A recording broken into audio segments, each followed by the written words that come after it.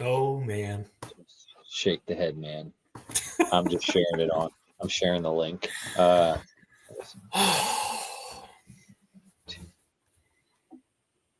Just sharing the link while people trickle in to the live stream. As he's doing that, if there's any Bills fans, any Chiefs fans, any Eagles fans, any Commanders fans listening, absolutely feel free to throw your comments. And this is just going to be this is a safe place for you because it's got to be a safe place for me as a Bills fan. All right, I shared it. Oh man. Oh yes. Someone just posted 3 cheat. I like nice. That. Repeat the 3 cheat. I like that. At T Buck Eagles. Love it. Love it. Nice. Man. All right. Well, let's give it another minute or two for folks to be notified and come screaming to their X apps to join us. But yeah, let us know in the chat if you are an Eagles fan, if you're Bills Mafia. We are clearly well represented on the show tonight, and high highs and low lows. But yeah, we're going to dive into it all. So, that's why we love the game, man. Yeah, can't promise there will or won't be tears, but one highlight from the day. I've loved watching. I feel like I'm slowly converting my son from being a Bears fan to like he's watching the Eagles win, and he's like, oh, and I get to spend time with Dad watching the Eagles win. Like this is great, and so he's slowly coming around to being an Eagles fan, and that is just music to my ears. So anyway, it was like 2 minutes into the first chasing the 3 cheat. Love it. It was like 2 minutes into the first quarter, and Commanders started the game off well. There it is, TL. And he was like already starting to cry, starting to break down. I'm like, son, like, just wait. It's coming. So, anyway, go Eagles indeed. All right, let's get after it here. I'll do a little intro for us. So, welcome to Sideline Podcast. My name is Kevin Showalter. My co-host, as always, is Jared Booker. We're two best friends who love football, fantasy football, all things sports. If you didn't watch last week, we started this podcast out as a fantasy football was kind of the direction we were going. We're expanding that tent. We're still going to talk fantasy football. Obviously, this time of year, there's more just sports and general football to talk about. So we do plan to get into some dynasty type talk towards the end of this podcast. And we will continue to talk campus to Canton fantasy football, but just if you didn't join us last week, that is a little bit of a change or a broadened focus for us. So again, thanks for joining us this evening. If you enjoy this podcast, check us out on X at Sideline FF Pod, also on YouTube at the same. You can follow me, TSP_Kevin, or Booker at TSP_Booker. All right. I mean, there's no surprise on what we're talking about tonight. So we're gonna let you start. I was like, as soon as the Bills game was ending, I was like, oh crap, this is not. It almost would have made for a better show if we both would have lost or we both would have won. So it's kind of bittersweet to like. I don't want to come on here and gloat too hard because I know you're bummed out. So let's let you start with the Bills Chiefs. Yeah, it's a safe place. Any Bills fans in the chat, let us know. Take it away, TSP Booker. What are your thoughts? What's your reaction? Oh man, Bills Mafia. It's been quite a year. It's been a good year. It's been a good ride. I actually genuinely thought this was our year. When Josh I've been engaged before, and when you're engaged, you can do things in that span of time. Engaged like to your bride to be, you can do things in that span of time that you're like superhuman. And so after he got engaged, I was like, oh, it's like the Bills are going to win the Super Bowl. So, pretty tough loss tonight. And it honestly, for me, more so than the loss, it's like who they lost to. Like the Chiefs are such a frustrating franchise. And honestly, like I have to look at myself and like, am I frustrated with the Chiefs because they were good, or they're consistently good? Like when I really disliked New England, or do I dislike them because they are the worst? Like when I see Travis Kelce and Patrick Mahomes, I'm just like I could look at Tom Brady and Rob Gronkowski and be like, man, I would rather be friends with those guys. So I'm over it. But just to go over the game a little bit, and feel free to throw your comments in the chat there, and we will respond. It was a good game. Patrick Mahomes, 18 for 26, 245 and 1.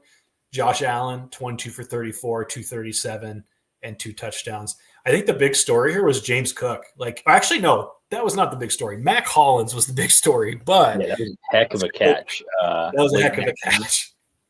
But James Cook, he is I'm Bill's fan. I think he's the most underrated running back in the league. He had an incredible postseason. They should have. He had 13 carries for 85 yards and 2 touchdowns, but they probably should have given him 20 plus carries early on in the game. Then the third quarter they fed him, and they got good results on that. But in the first half, James Cook didn't see the ball as much, and I think that kind of threw things for a loop. Mac Hollins, the leading receiver for the Buffalo Bills, 3 receptions for 73 yards and 1 beautiful touchdown. I want to also point out, for those of you who have been following X all day, there's a video of him entering the stadium, like into the locker room, like dressed up as Animal, like the Muppet. So he's got. Have you seen this? I've not. Okay. I'll look it up for sure. Yeah. You'll have to look it up because it's really funny. And I at first I didn't understand. He's always walking into the locker room and weird, like just kind of weird things. He's a different dude.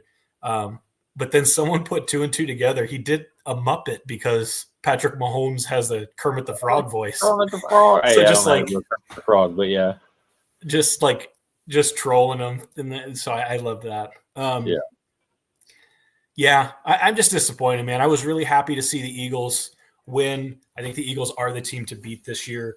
I think Super Bowl, like the leading up to the Super Bowl, would have been really fun for Bills Eagles. But can you imagine what the pod would be after that game? Like one of us would just be. I mean, I'm really sad, but now I can just pull for the Eagles and hope they stomp them. So.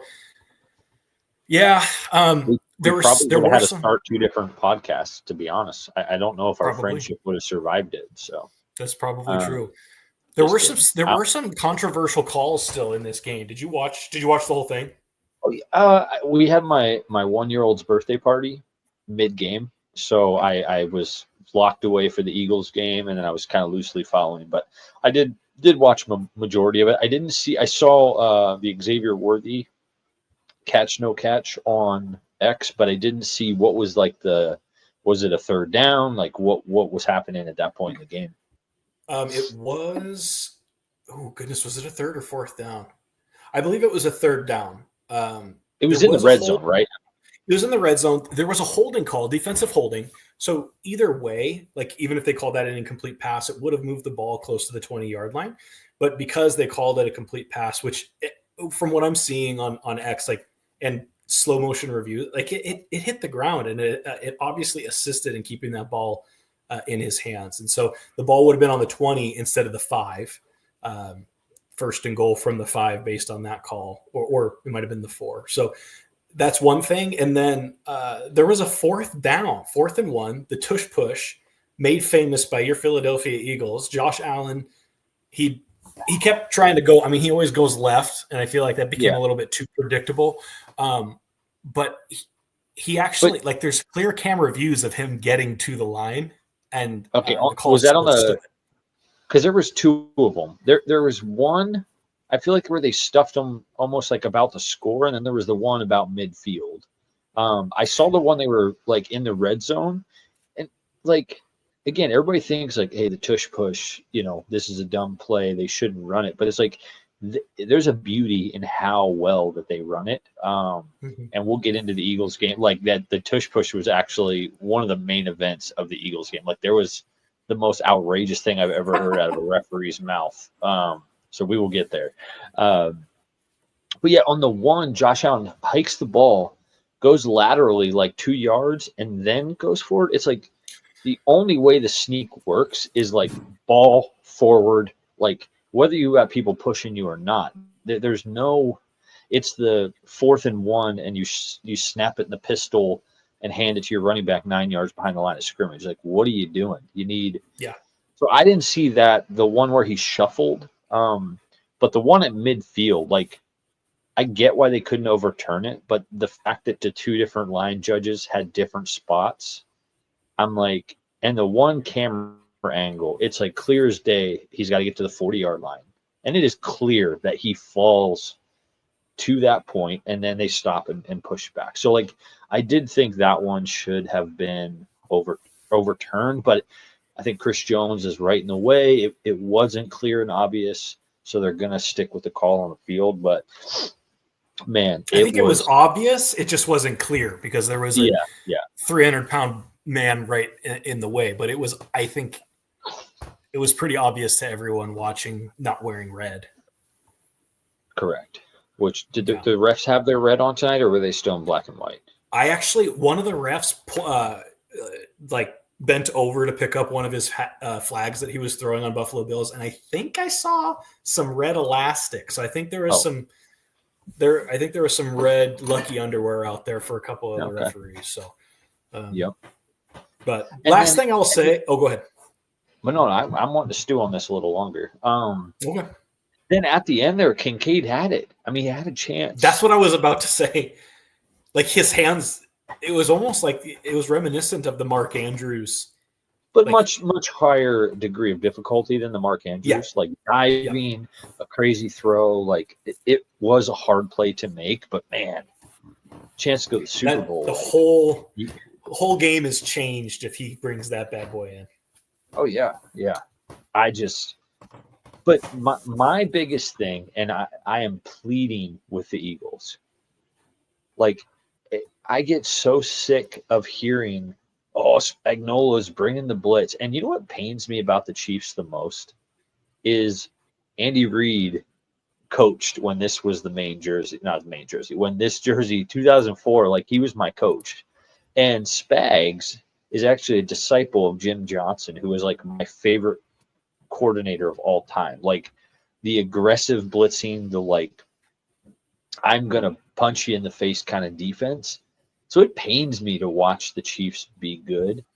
But when you know a team is gonna blitz, it shouldn't be a surprise. And so when teams don't have answers for it, it just stresses me out. Like I know it's easier said than done when you have 8 dudes running in your face, but it's like, man, there's critical moments he's going to bring the house, and teams still just like there's options. You can get the ball out quick. Like James Cook should be the ultimate blitz beater, even more than Saquon, because Saquon can catch, but like James Cook is an elite pass catcher out the backfield. And so, like, I think, was it the drive before, or I think it was on that final drive. No, it might have been the drive before. They did like 2 passes to James Cook out the flat, and they got 60 yards. Maybe it was that final drive. And I'm like, until they prove they can stop that, like if they're bringing the house, man, dump that off. And like, and the Amari Cooper one, I mean, that little bubble screen, like I thought he had a legit shot at taking that because that was a good call, but you're behind the sticks. You're at 3rd and 10, So I don't know. It just, I'm bummed for your Bills, for Josh Allen. Yeah. Josh Allen's just a good dude, man. But I saw it. My father-in-law told me today that somebody compared Lamar Jackson to Peyton Manning.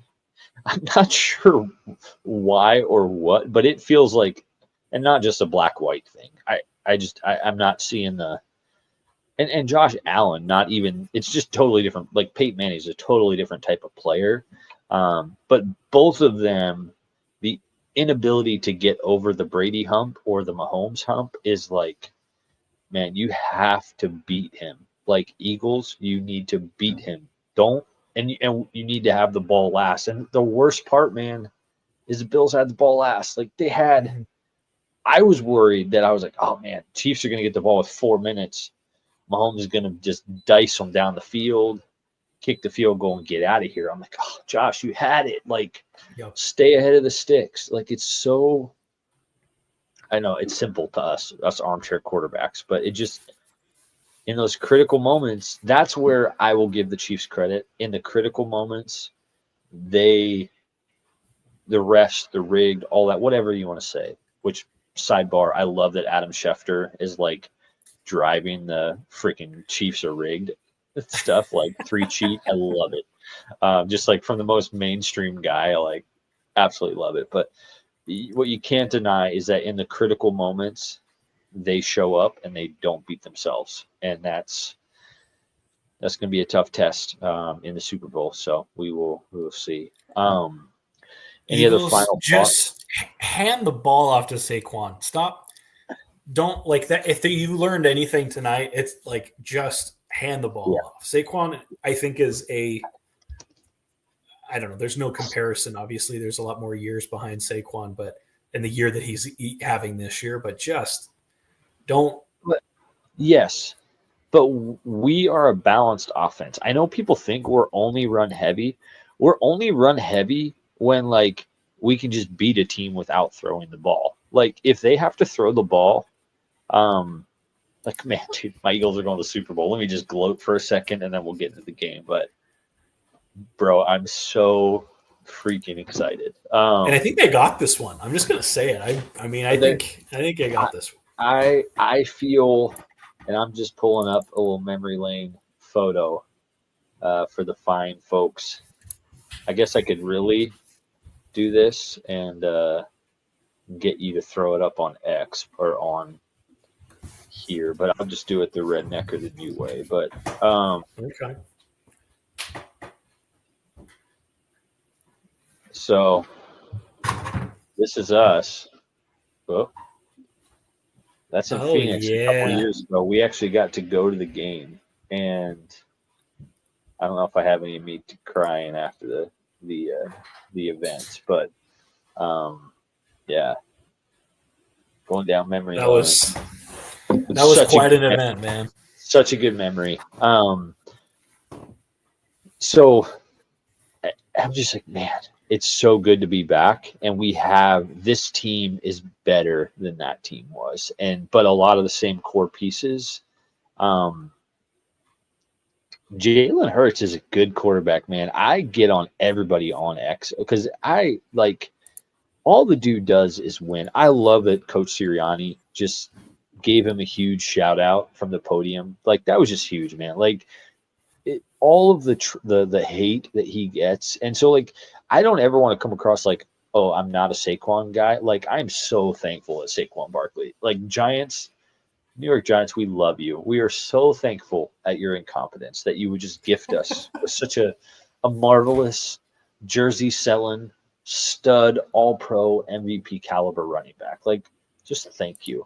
I will say, with our starting lineup in the game, Will Shipley took one almost to the house. So, like, we've been a top 5 run team for the last 4 years, with or without Saquon. Saquon is just, he's the cherry on top. He is like he's a home run hitter where like we could still run for 200 yards, but we weren't getting 60, 70-yard runs like that. And so, man, that first play of the game, I was like, oh boy. Like after the Commanders go 18, I think it was 18 plays and get 3 points and we go one play for 60. I was like, oh.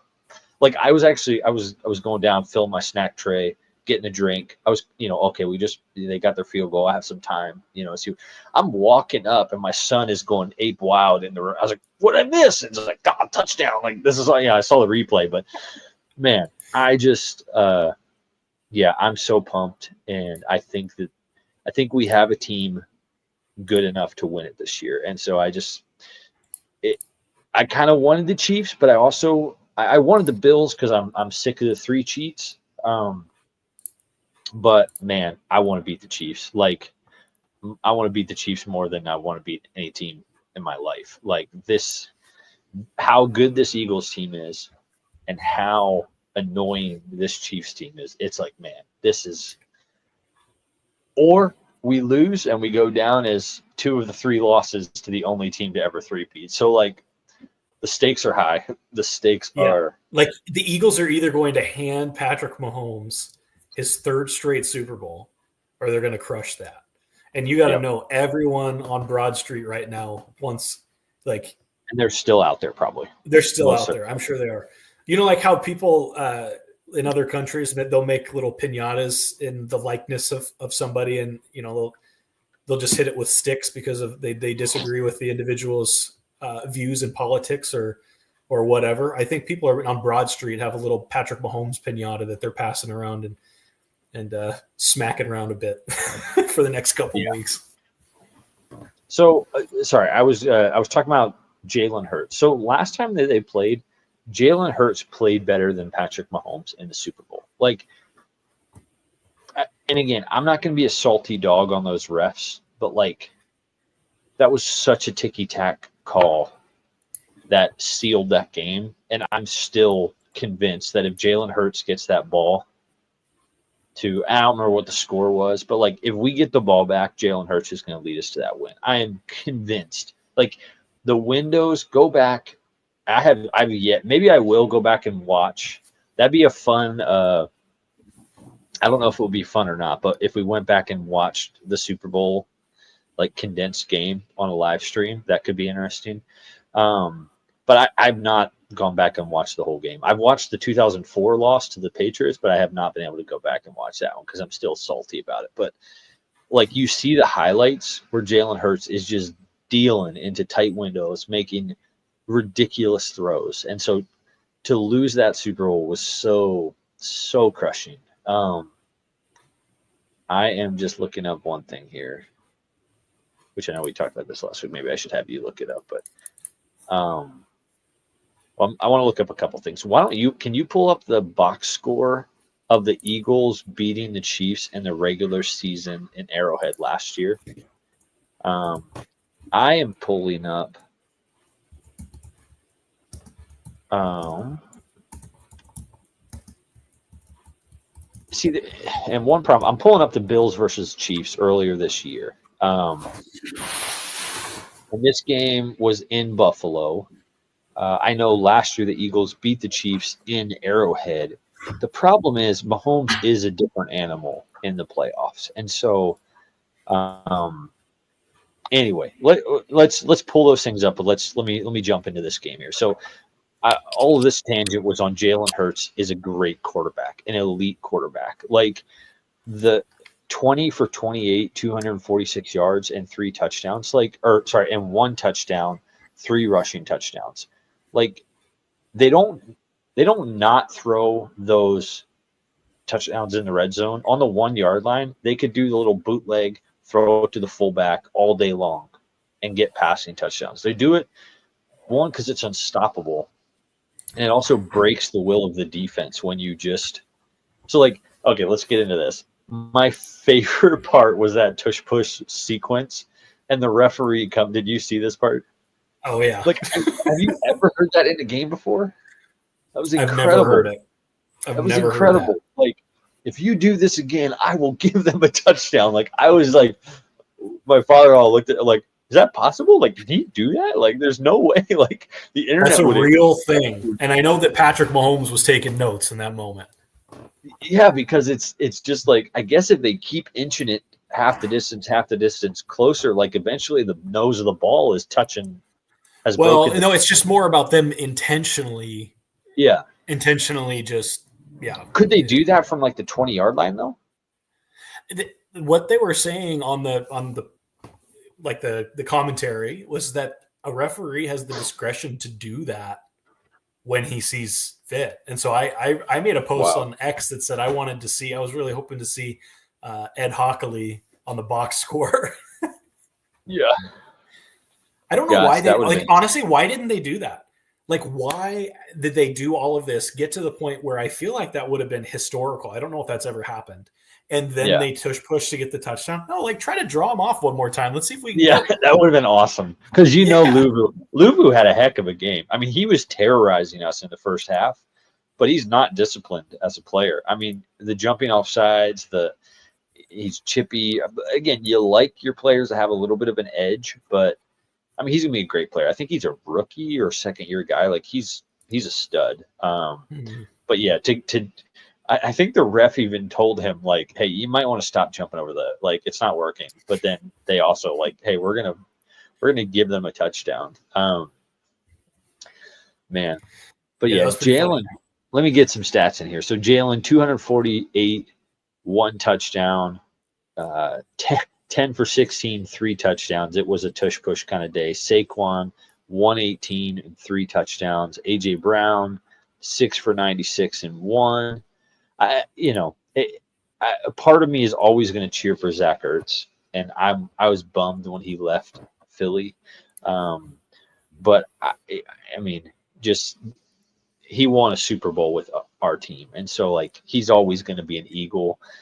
Obviously, he was going against us, but I'd love to see him have a vintage Zach Ertz kind of game. I don't know how many more years he has left, but clearly a guy. Jaden Daniels, man, he did good. I don't think that throwing the ball 48 times was going to be their recipe for success. And him being their top rusher, I noticed that I think it was on our preview show yesterday that we didn't actually get to, but he's their leading rusher on the year with like 800 yards. And then you got Saquon with 2,000. And so like, sure, it's great when your quarterback runs for 800 yards, but that goes a lot nicer when you have, a running back as well. And so they're just putting a lot. Like I think Jaden Daniels' future is great. But all of the hype going into this game and people picking the Commanders, like, again, I feel like Eagles fans in general were a little bit nervous. We're like, okay, they're going to lose. We're going to riot. We're going to call for them to fire our coach. Like that just song and dance has happened so many times. And so it's hard to be confident, a confident Eagles fan of like, no, we should beat the doo-doo out of this team. And you know what? We did, and it was fantastic. The turnovers was I saw Lattimore came out after and was like, just pretty much putting all the blame on the offense, and just a real piece of work, that guy. But I loved AJ Brown getting under his skin. It should have been offsetting penalties, I think, on the hands of the face. AJ rips his helmet off, and then they're hugging. I'm like, all right, it was kind of on both of them, but I don't think that changed the outcome on the game. But man, I'm hyped. If I had a beer right now, I'd chug a beer. There it is. My fridge doesn't have it, but I really wanted to see you smash a table. Would have been awesome. If they had pulled it out in that last drive, the Bills, I very well may have live streamed me jumping off of my brand new fence onto a table for everybody. But yeah, that will have to wait till next year, if that even. So yeah. I did pull up the 2023 Philly versus Kansas City Chiefs box score. Regular season. Where Philadelphia won 21-17. Okay. Yep. What kind of happened that game? Did Jalen go off? Was it a pretty low? I mean, it's a low scoring game. It was a low scoring game. From what I can see here, Devontae Smith had 6 for 99, but it was a pretty pedestrian game by Hurts and Mahomes. Hurts was 14 for 22 and 150, and Patrick Mahomes 24 for 43 and 177. So it was not a super high octane. And here's the thing. In that Arizona Super Bowl, like they've come out now and said like, yeah, that grass was not up to par. Like it was, and I hear the arguments of both teams have to play on the same grass. my argument then, and why I think this defense of the Eagles is going to be a problem, is because when you don't have great traction, that actually helps the offense more than it helps the defense. Like, our strength in 2022 was our defensive line. I think we broke the record for having 5 or 6 guys over 10 sacks. And so, like, the way we were going to win that game, the way the Giants teams, the way most teams win in the Super Bowl is getting pressure on the quarterback. If Mahomes has all day on February 9th, it's going to be a three-peat. Like, if he's scrambling 3rd and 10, 3rd and 12, and we're giving up first downs, it's going to be a three-peat. But this isn't going to be some soggy UFL, mid-tier Premier League field. Like, this is going to be fast turf indoors where our defense is going to be able to scoot. Saquon Barkley is going to be able to scoot. And so I'm not saying we're going to boat race them, but like, there's an argument for saying the Chiefs are the luckiest, most overrated 15-2 team in the history of football. It's not even it's not even a case. It's just fact. But also, none of that matters. This is one game for history. Let me ask you this: who do you think is more pressure? Do you think it's Jalen Hurts and the Eagles getting the first? The what if you lose, or is the pressure on the Chiefs of like, hey, history is within your grasp. They're playing for something bigger than what they've played for before. Like, who do you think has more pressure in that situation? I have an answer for that. One thing I do want to say is I shortchanged Jalen Hurts in that game. So it was a pedestrian throwing, like as far as throwing yards, but he ran for 2 touchdowns in that game. So he made a difference. Too. How many yards? Only 29 yards, but he punched in two scores. So big deal there. I think actually the pressure is on Jalen Hurts.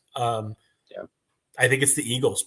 There's so much expectation in Philly, and the fact that they lost, and it's a rematch. And I think the pressure is squarely on Philly, and they're going to be expected to win this game probably. No, they're not. They're already. You don't think so?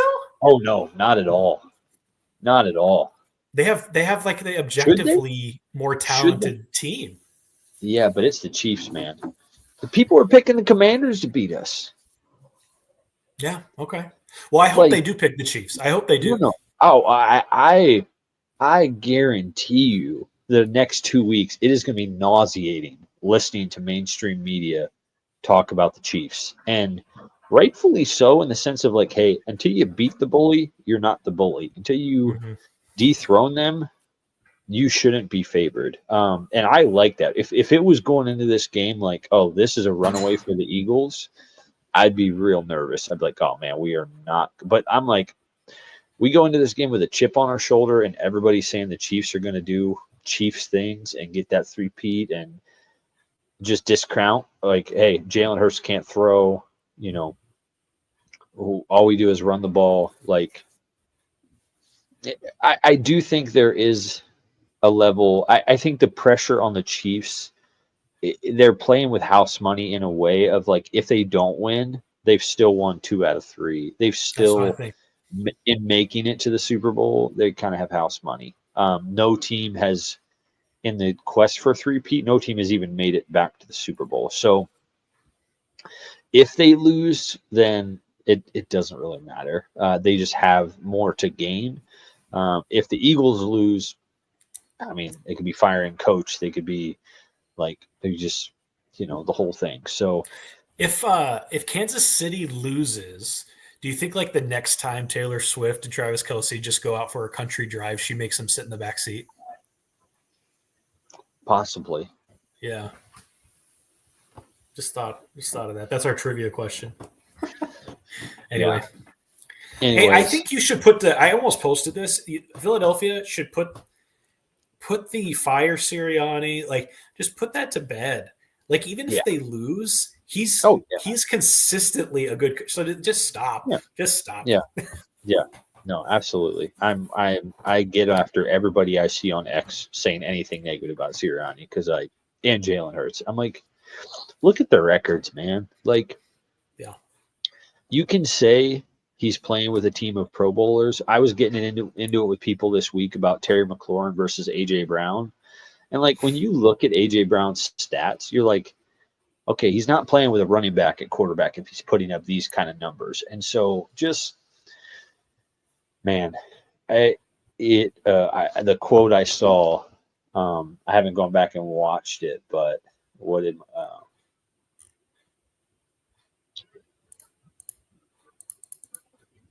I don't see it.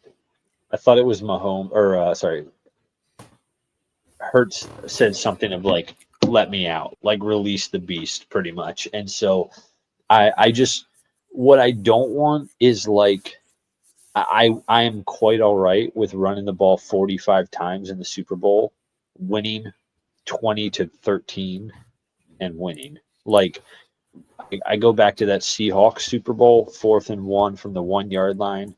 Everybody on the planet was like, hand the ball to beast mode. And they're like, no, we want Russell Wilson to shine. We're going to try and throw the slant pass, and it cost them the game. So I'm like, I want Jalen Hurts to shine, but the best part about Jalen Hurts as our quarterback is he does not care. Like, he wants to win this game, whether if he goes 5 for 6 for 35 yards and they win, like, he is not going to care. He's not going to care if Saquon wins MVP.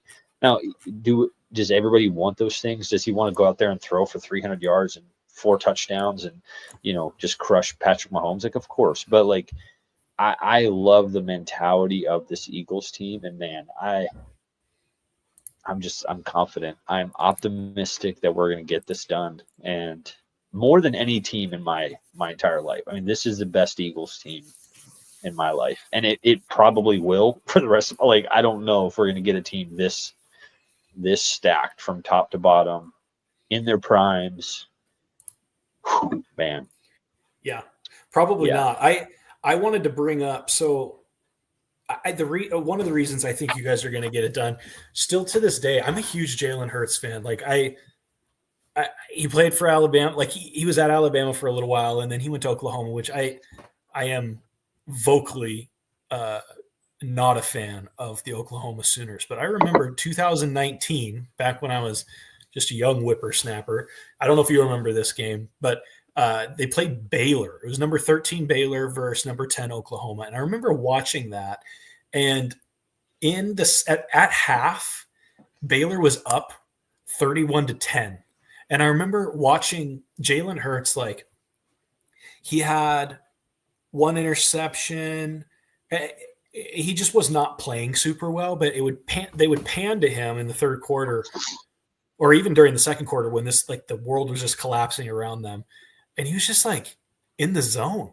And so like they ended up coming back and winning 34-31 in the second half. But like watching, and this was at home this was in Waco at Baylor. Watching him, I was like, I think I'm a Jalen Hurts fan. Like, this guy has some mental toughness that not a lot of people have. When they drafted him, I was definitely like, why'd we do that? We have a quarterback. Like, why are we taking a guy in the second round? Like, let's build the team. But man, Howie Roseman playing chess when everybody else is playing checkers is the moral of this year. I also think Vic Fangio, it cannot be understated how good it's been to have him this year. I honestly was a little bit like, I didn't like the bend but don't break funnel defense where it's like, hey, we're going to take 50 jabs and just not let you score a touchdown. But I've come around, man. I'm like, you make it consistently hard on the quarterback. And if we can get pressure on Mahomes with 4 or 5 guys, I'm going to feel really good. Like against Jaden Daniels, we started blitzing him almost too much in that second half. And I was like, no, quit blitzing him. If you don't blitz him, he doesn't run. And if he doesn't run, he's just got to sit back there and figure it out. And then Jordan Davis is 6'6", 345 and just bulldozing the pocket. And so, like, but that's not that. I don't want to put those on the same level. Like, if you don't blitz Mahomes, he will make something happen. He doesn't No, have the speed of Jaden Daniels. I disagree. You cannot blitz Mahomes. Really? If you If give him all that time, he's gonna pick you apart. You have to get pressure, but you have to get pressure with 4 or 5 guys. If you bring 6 or 7 guys, he is going to cook us. Yeah, okay, that's fair. I guess you have to get pressure. He was getting the ball off faster than any tonight. Yep. He was getting the ball off faster than he has all season, and I think he looked. He looked better throwing the ball tonight than he has all season. So that's cause for concerns. It's not 50 touchdown rookie or second year Mahomes, but he's got that in him. And so that's where, I think we need to drop into coverage. And I think our young cornerbacks can keep. I like that they don't have like an elite wide receiver. So I'm like, I think all of our guys should be able to stick coverage. And hey, you dump it off to Kelsey for 5 yards all the way down the field. We do not care, but we're going to clamp down in the red zone. Can we talk about how, like, you say that they don't have an elite wide receiver, but at different times, like, so Kelsey, Hollywood Brown, Juju Smith-Schuster, like all of these guys, DeAndre Hopkins, they have had years where they're just like, oh my gosh, like these guys are absolute animals. And then Xavier Worthy, who will probably grow into that, to have all of those names, but still not necessarily this like standout. That's kind of crazy.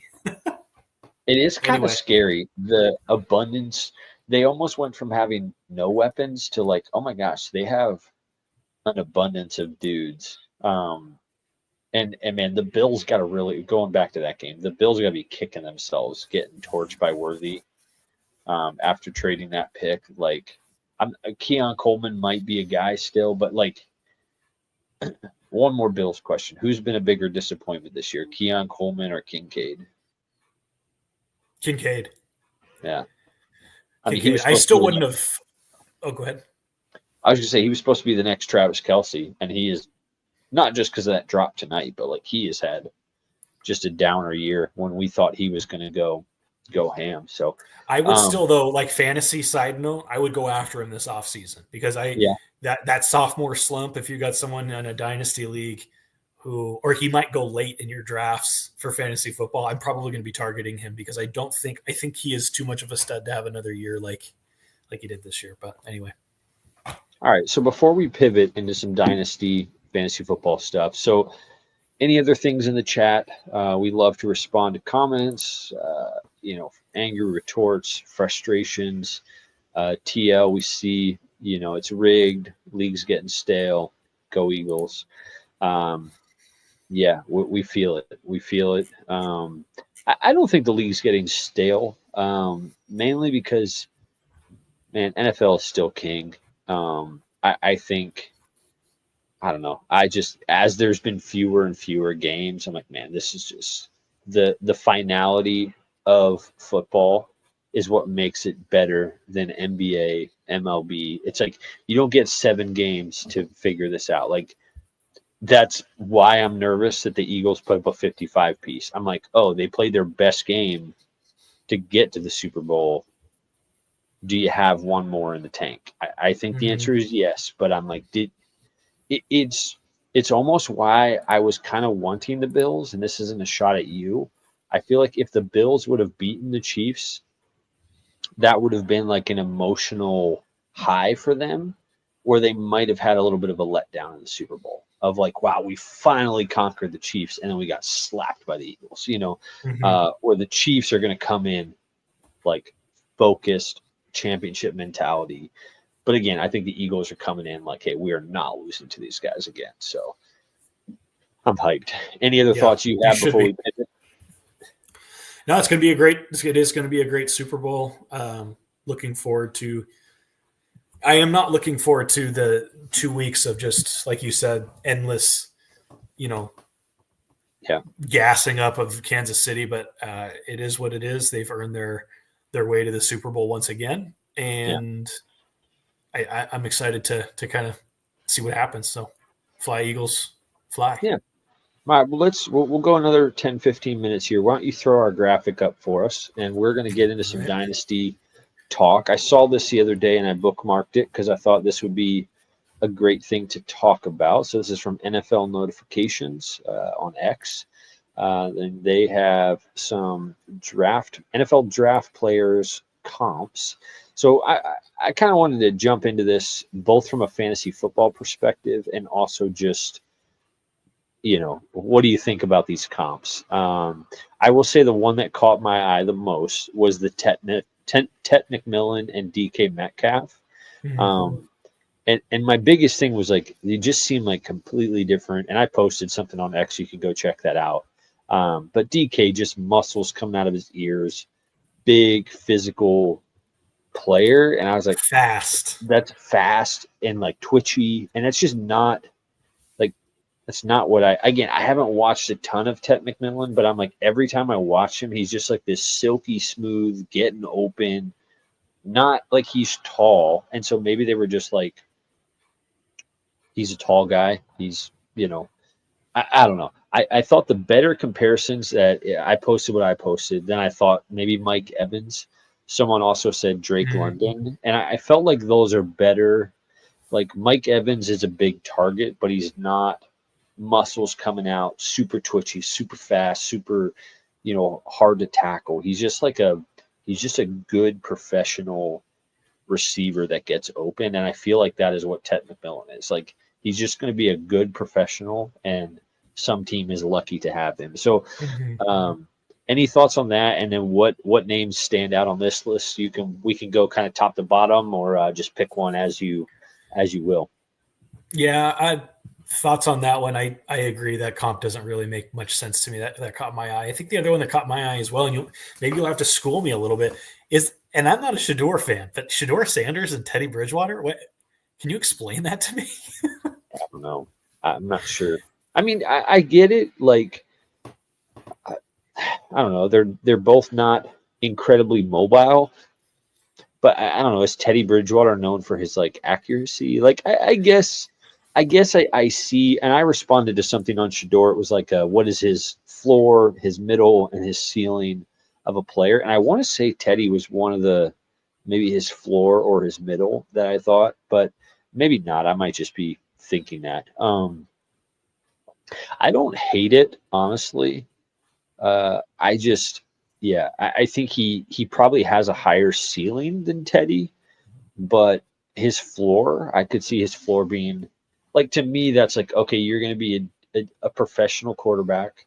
You're probably not going to win a Super Bowl, but you might have a measure of success, and it's really going to depend on where you go. Which you could say that about anybody, but especially quarterback. It's man, if you go to Cleveland, and that's where some people might say it's petty. Some people on this podcast might say it's petty that they're coming out and saying, "Hey, we're not going to play for Cleveland." But honestly, if I were a top prospect, I'd probably be wanting to say the same thing. He just has the clout and the name to be able to do that, like an Eli Manning. So I don't hate it. I don't hate it.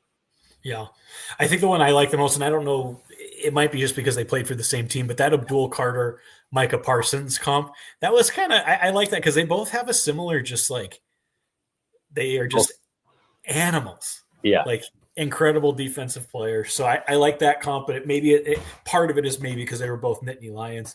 yep. Um, Both Cam wore the Ward. 11. Oh, go ahead. They both wore number 11. Oh, they did. I didn't see. I Yeah, didn't yeah, know that. yeah. Yeah. So that's an underhand. That's a slow pitch comp there.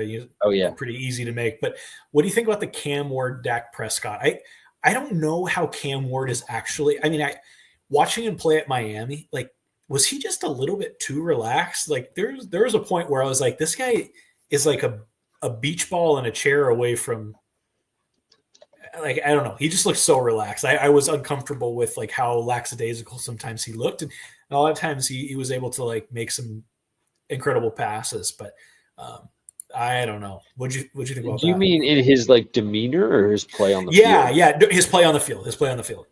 Yeah. I don't know. Honestly, you were more invested in Miami players this year. I'm trying to think if I watched one Miami game all year.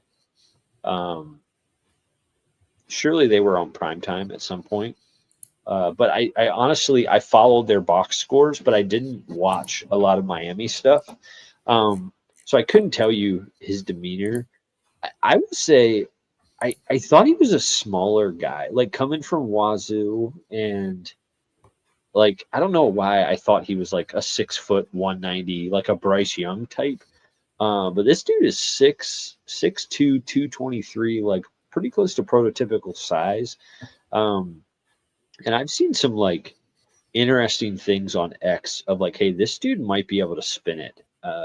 Shador, I could see a Shador going 1 and Cam Ward going 2 as the better prospects, similar to Caleb Williams and Jaden Daniels this year, which is easy to say in hindsight.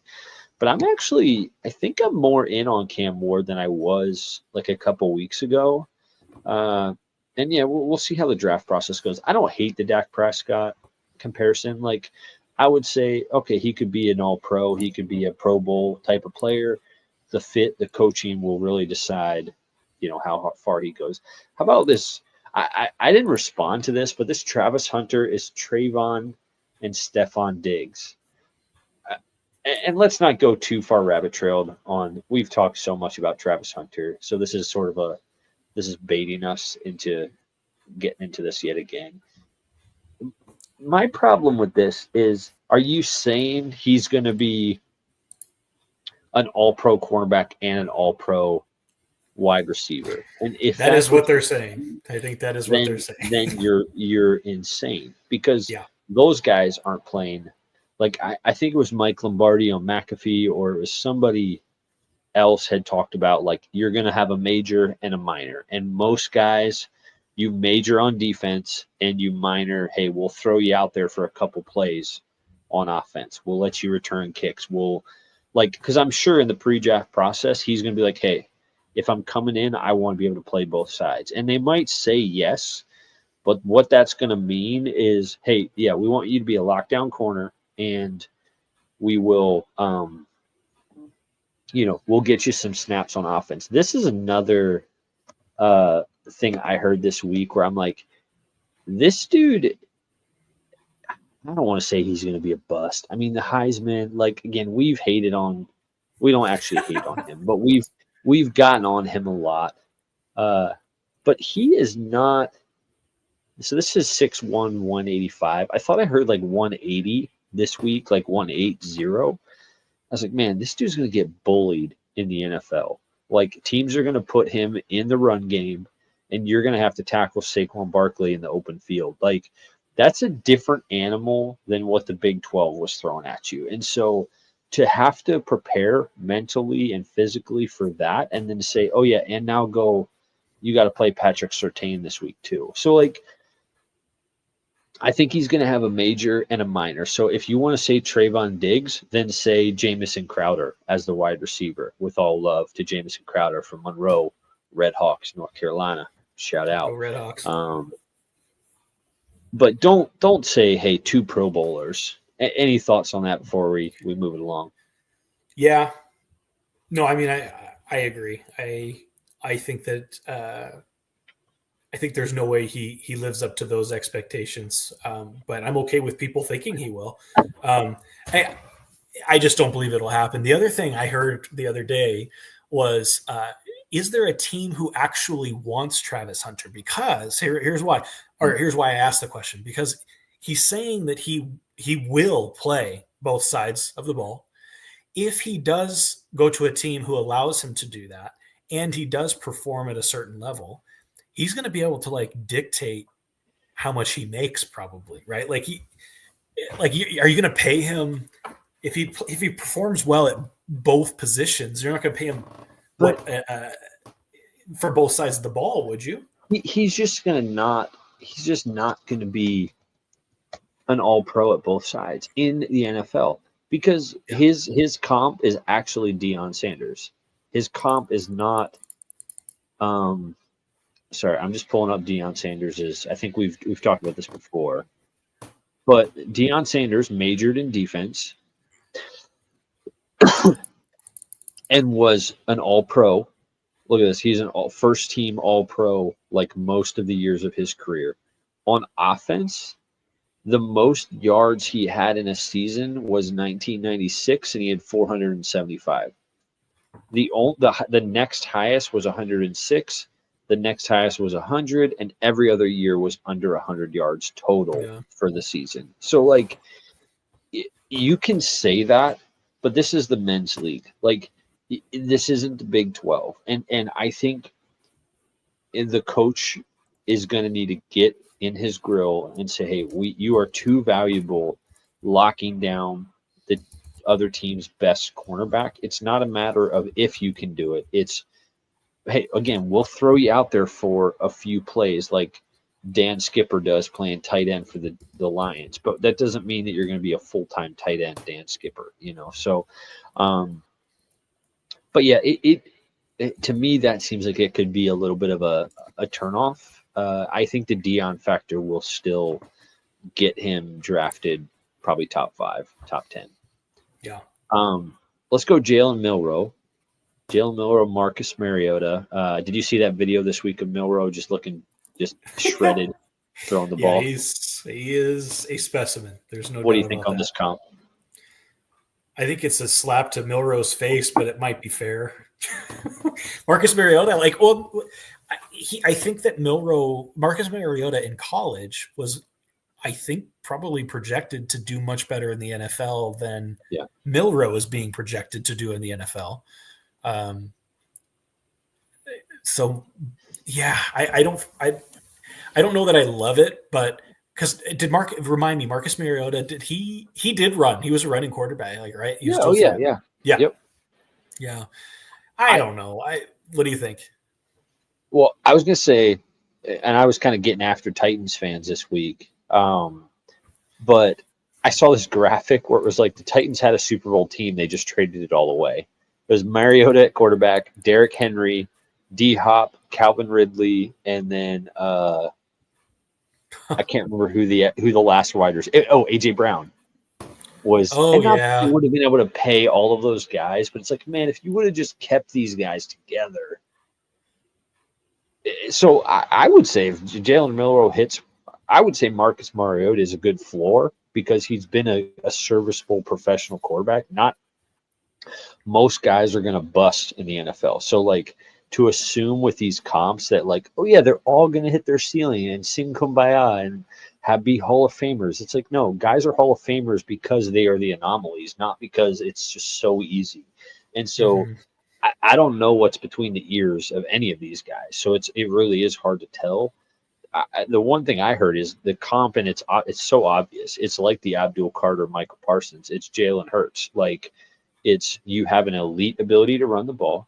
You've shown some ability to throw the ball, and you just need to be developed into that. And so that partner with, hey, if he gets put on a team that is going to build around his skill set, like a Lamar Jackson, like, hey, we're going to run the ball. We're going to go 3 tight ends. We're going to let you develop. And then as you develop, okay, now we're actually going to let you sling it out because you're a beast at throwing the ball. And so, yeah, I mean, I think Milroe has all the potential in the world. Will he realize that potential? I don't know. I think an extra year of college could have done him well. But most likely Alabama was like, we're going to move, we're moving on. We're bringing in, I don't remember who they have coming in the pipeline. So it's Ty Simpson, I think, is slated to be the next starting quarterback at Alabama. So let's finish here. I think this one is interesting. Genty, Jahmyr Gibbs, and again we'll wrap it up on this one.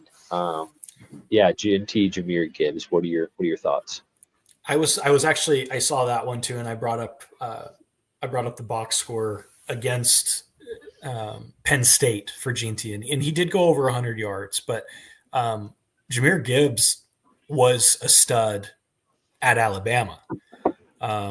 Ashton Genty, I think we'll learn a lot in the first year, obviously, and maybe that's just an easy answer. But playing for Boise State is not the same as playing in the SEC week in and week out. And Ashton Genty I'd say he's a generational player, probably, right? Like but I mean, you just can't know that for a fact when you've played at Boise State, and I think playing against Oregon and Penn State, those were your most challenging games. Yeah, I disagree that Gibbs was. I mean, he didn't run for over 1,000 yards. He was a clear PPR guy in college.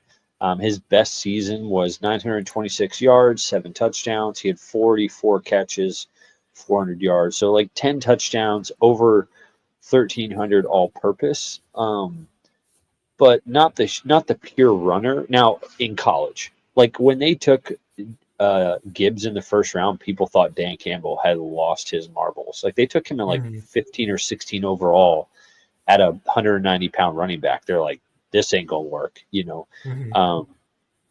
He clearly. What I like most about this comp is I think Genty will do best partnered with a Derrick Henry, or dare I say with a Saquon. They're not going to.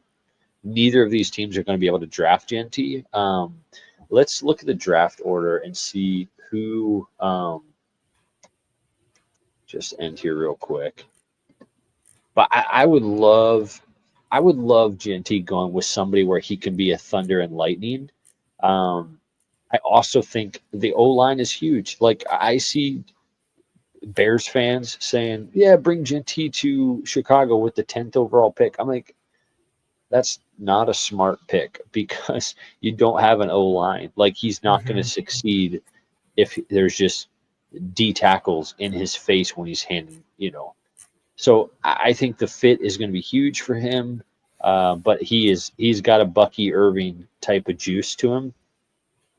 I wonder. I mean, I think he'll go pretty high because of the Heisman finalist.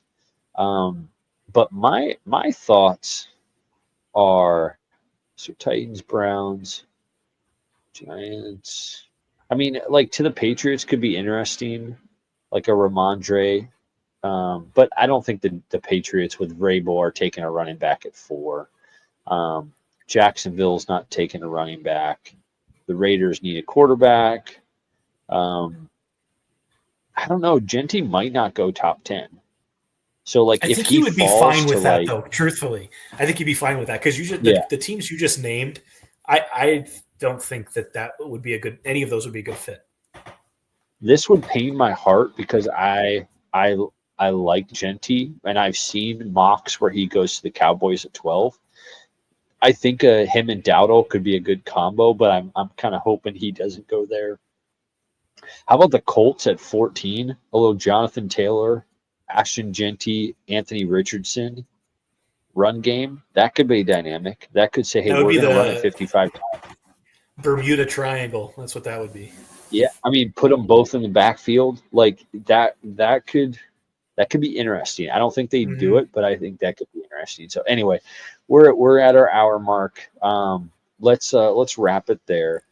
Any final thoughts on? And we'll do a podcast next week on Super Bowl preview and just talk more in depth of the Super Bowl, kind of what people are saying on X. Maybe we'll do a little call out section of the trolls and all of the things we're seeing, the trash talk. We also were talking today a little bit about maybe trying to do a spaces on X, let you guys engage a little more.